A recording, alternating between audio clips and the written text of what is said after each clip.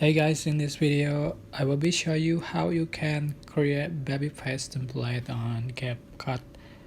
So select new project, select the photos you like to edit, click add and copy it, tap on the clip, select copy. So select the second one and just going to add style button.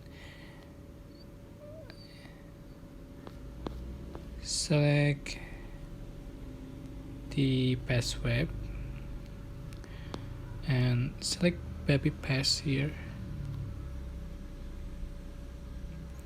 the check marks, and just add the transition. Tap on this transition icon in between the clip, select overlay, select then and now effect. So just click check marks. Here we go.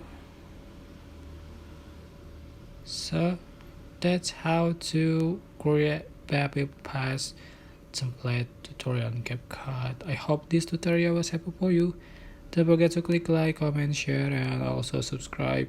If you have any question, please leave in the comment section down below. Thank you so much for watching.